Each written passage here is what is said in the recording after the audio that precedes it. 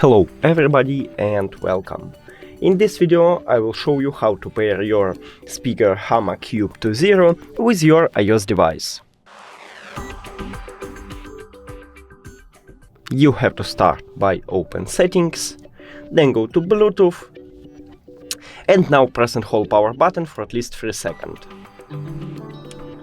Here we go, now it should enter to pairing mode automatically, so we should see it on the list.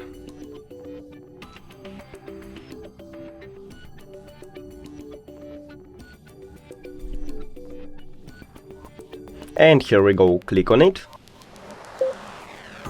And now go back. And we did it!